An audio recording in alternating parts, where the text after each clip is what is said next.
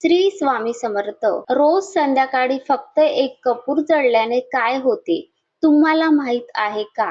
आपल्या शास्त्रामध्ये कपुराला अतिशय पवित्र मानले गेले आहे. आपल्या हिंदू धर्मामध्ये कपुराला खूप मोठे महत्त्व दिले गेले आहे. श्री स्वामी समर्थ. आपल्या हिंदू धर्मात कपुराला खूप पवित्र मानले जाते. जवळजवळ प्रत्येक पूजा आरतीमध्ये कपूर वापरला जातो. धार्मिक मान्यतेनुसार रोज सकाळी किंवा संध्याकाळी घरी कपूर जाळल्याने घरातील वातावरण शुद्ध होते असे मानले जाते. कपुराचा सुगंध संपूर्ण घरात पसरतो आणि मनाला आपल्या प्रसन्न वाटते. रोज संध्याकाळी फक्त एक कपूर जाळल्याने काय होते, हे तुम्हाला माहिती आहे का? आपल्या शास्त्रामध्ये कपुराला अतिशय पवित्र मानले गेले आहे.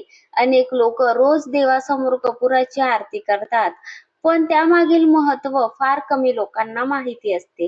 धार्मिक मान्यतेनुसार रोज घरी कपूर जाळल्याने घरातील वातावरण शुद्ध होते, मन प्रसन्न राहते आणि घरात सकारात्मक ऊर्जा वाढण्यास मदत होते. संध्याकाळी कपूर जाळा आणि फरक पहा.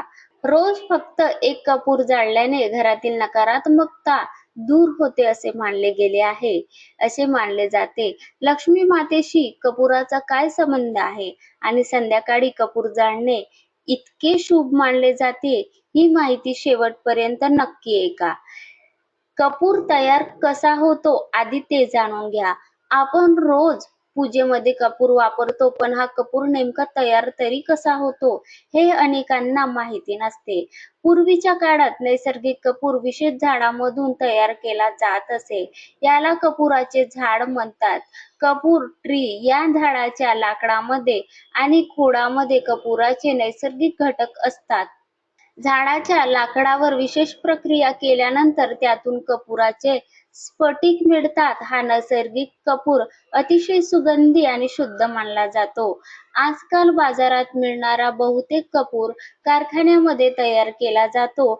पाईन वृक्षापासून मिळणाऱ्या काही नैसर्गिक तेलावर प्रक्रिया करून किंवा इतर औद्योगिक पद्धतीने कपूर तयार केला जातो.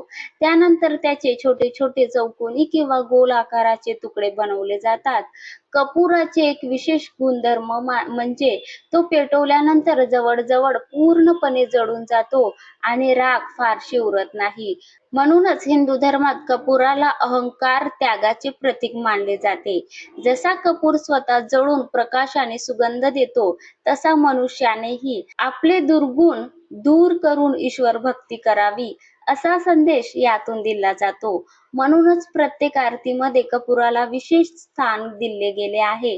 धार्मिक श्रद्धेनुसार देवासमोर कपुराची आरती केल्याने वातावरण पवित्र होते आणि भक्तिभाव वाढतो. कपुराला अतिशय पवित्र मानले गेले आहे.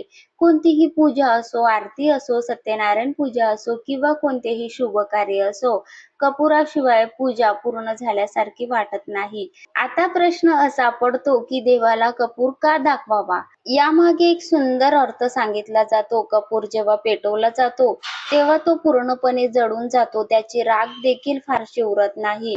म्हणजे स्वतःला पूर्णपणे ईश्वराच्या चरणी अर्पण केला जातो. देवाला संपूर्ण अर्पण केला जातो. आपला अहंकार नष्ट करणे, आपल्या मनातील वाईट विचार जाळून टाकणे, हा संदेश कपूर आपल्याला देतो. म्हणूनच आरतीच्या शेवटी कपूर लावला जातो. आपल्या धार्मिक श्रद्धेनुसार रोज घरी कपूर जाळल्याने घरातील वातावरण पवित्र होते, देवघरातील सात्विकता वाढते, मन प्रसन्न राहते, घरात सकारात्मक भावना निर्माण होतात. अनेक लोकांचा अनुभव आहे की संध्याकाळी दिवा लावून कपुराची आरती केल्यावर घरात एक वेगळाच आनंद जाणवतो. मन शांत होते, दिवसभराचा थकवा कमी झाल्यासारखा वाटतो. शास्त्रात असे सांगितले जाते की जिथे नियमित पूजा होते, तिथे देवाची कृपा राहते आणि जिथे देवाची कृपा असते, तिथे सुख, शांती आणि समाधान राहते. संध्याकाळची वेळ विशेष मानली जाते. सूर्यास्तानंतर देवासमोर तुपाचा किंवा तेलाचा दिवा लावावा आणि कपुराची आरती करावी. त्यानंतर भगवान विष्णू, भगवान शिव, माता लक्ष्मी किंवा आपल्या कुलदेवताचे नामस्मरण करावे. असे मानले जाते की यामुळे घरातील नकारात्मकता दूर होण्यास मदत होते. काही घरामध्ये आरती झाल्यानंतर चढता कपूर संपूर्ण घरात फिरवला जातो. मुख्य दरवाजा, उंबरठा, स्वयंपाकघर, देवघर आणि घराचे कोपरे येथे कपूर दाखवला जातो. ही खूप जुनी परंपरा आहे. माता लक्ष्मीला स्वच्छता आणि सुगंध प्रिय असल्याचे सांगितले जाते. त्यामुळे घर स्वच्छ ठेवून कपूर जाळल्यास घरात मंगल वातावरण राहते अशी श्रद्धा आहे. रोज कपूर जाळणे शक्य नसेल तर गुरुवार, शुक्रवार, मंगळवार, सोमवार किंवा पौर्णिमा, अमावस्या अशा दिवशी नक्की कपूर लावावा. सणवारांना आपण कपूर तर लावत असतो, पण या दिवशी नक्कीच लावावा.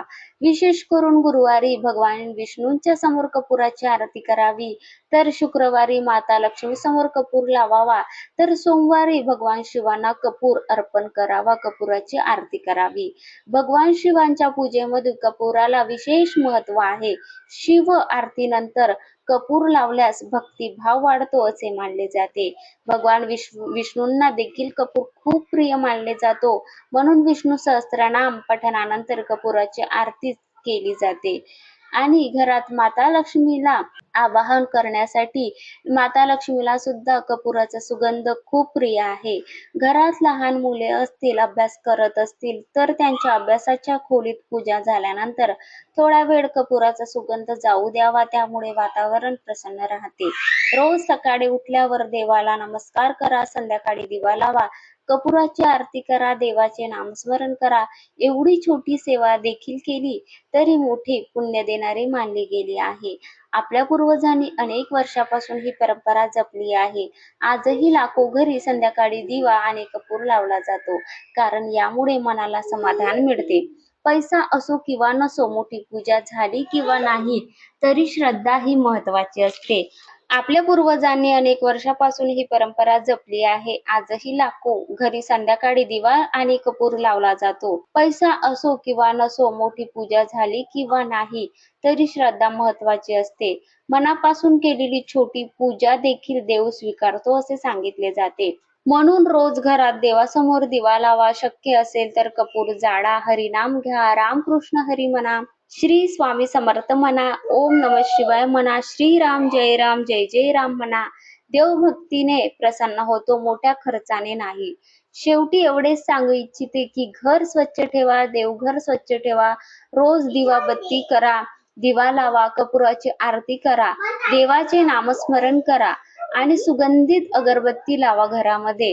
धार्मिक श्रद्धेनुसार यामुळे घरात सुख, शांती, समाधान आणि सकारात्मकता टिकून राहण्यास मदत होते. कारण देव, लक्ष्मी माता केवळ मोठ्या पूजेमुळे प्रसन्न होते असे नाही. श्रद्धेने लावलेला एक दिवा, मनापासून केलेली एक प्रार्थना आणि भक्तिभावाने केलेली कपुराची आरती देखील महत्वाची मानली जाते. म्हणून रोज काही मिनिटे देवासाठी द्या. देवासमोर दिवा लावा, कपुराची आरती करा, माता लक्ष्मीचे स्मरण करा आणि संपूर्ण कुटुंबाच्या सुख शांतीसाठी प्रार्थना करा. धार्मिक श्रद्धेनुसार अशा घरात मंगल वातावरण राहते, मन प्रसन्न राहते आणि भक्तीचा सुगंध कायम राहतो. ही माहिती आवडल्यास एक लाईक नक्की करा आणि श्री स्वामी समर्थ लिहायला विसरू नका. श्री स्वामी समर्थ. जय जय स्वामी समर्थ.